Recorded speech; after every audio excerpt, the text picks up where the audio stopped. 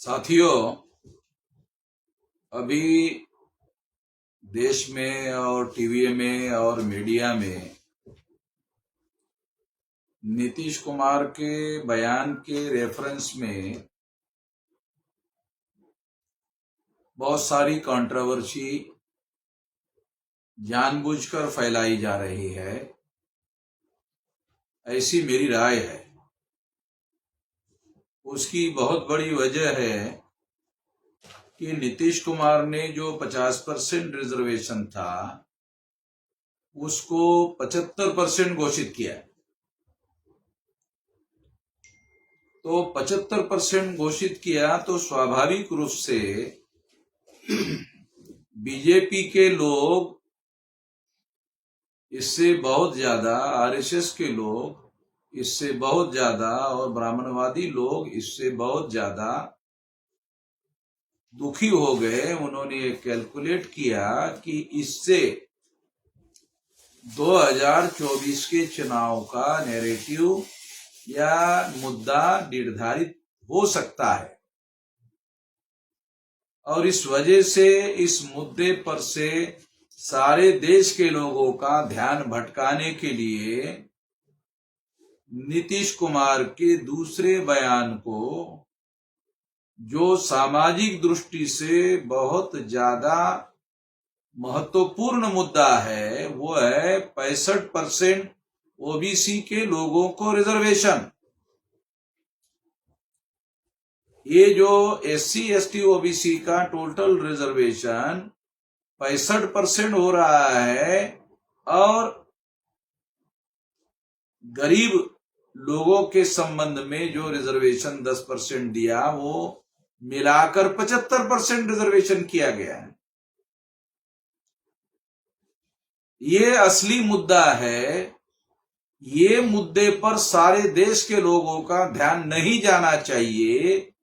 इसके लिए ये अनावश्यक कंट्रोवर्सी क्रिएट की जा रही है, क्योंकि जब ये बात मुद्दा जिसको ये लोग बीजेपी वाले हल्ला कर रहे हैं, विधानसभा का रिकॉर्डिंग पूरी तरह से देखो तो हंस हंस के मजे लेने का काम कर रहे हैं बीजेपी वाले। वो विधानसभा का चित्र देखा जा सकता है।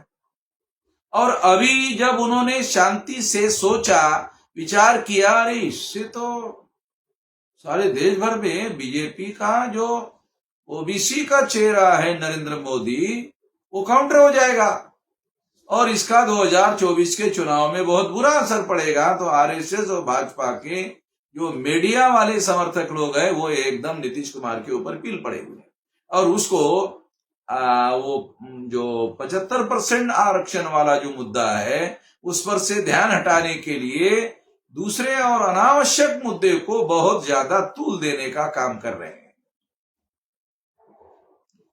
तो मैं इस पर बात करना नहीं चाहता था, मगर जब मैंने ये देखा कि वो अनावश्यक तूल देने का काम कर रहे हैं तो इससे ये बात समझ में आती है। ये उसके पीछे राजनीतिक मुद्दा है। दूसरी बात, एससी एसटी ओबीसी और माइनॉरिटी की जो महिलाएं, जब इनकी संख्या 85% है तो इनकी महिलाएं भी 85% है। तो अगर बीजेपी आरएसएस वालों ने जिन मुद्दों पर तूल दिया उससे तो उनके अधिकार छीने जाएंगे। ये तो समझदारी होनी चाहिए ना। एससी एसटी ओबीसी माइनॉरिटी की जो महिलाएं हैं वो इनके जाल में, इनके प्रभाव में, इनके जो प्रोपेगेंडे में नहीं आना चाहिए, क्योंकि इसके पीछे पॉलिटिकल एजेंडा है।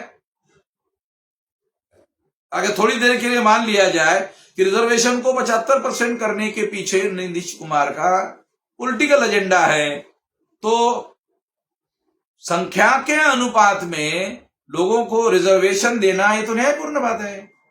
ये पॉलिटिकल एजेंडे से भी ज्यादा ये सामाजिक न्याय की बात है, जो भारत के संविधान के प्रीएम्बल ऑफ द कॉन्स्टिट्यूशन में भी लिखा हुआ है।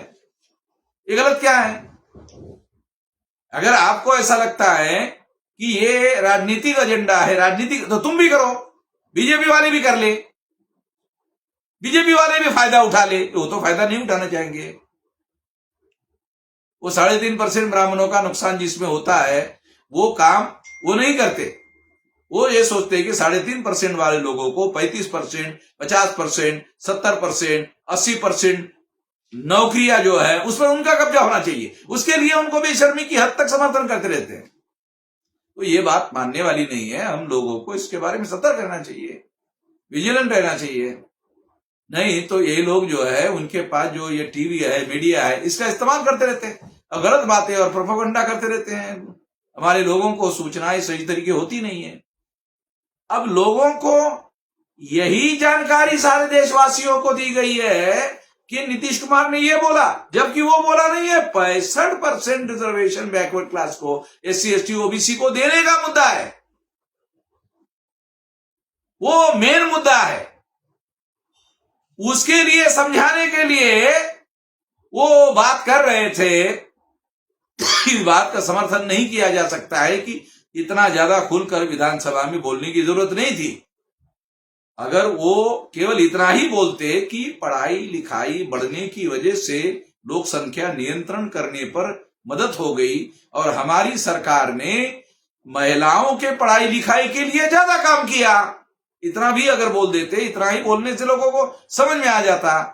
मगर इस बात को विरोधी पार्टी के लोगों को भी तो समझना चाहिए कि इस बात को तूल देने की जरूरत है कि जो सामाजिक न्याय का मुद्दा है, जिसको उन्होंने मुख्य रूप से उठाया है, जब विधानसभा में आप लोग समर्थन कर रहे, बीजेपी वाले समर्थन कर रहे, किसी ने भी उसका विरोध नहीं किया।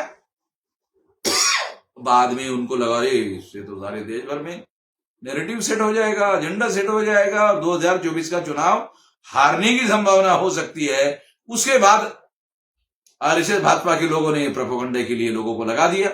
इससे हम लोगों को सावधान रहने की जरूरत है। ये खास तौर पर ये बात मैं कहना चाहता हूं, इसके लिए मैं ये वीडियो बना रहा हूं। धन्यवाद।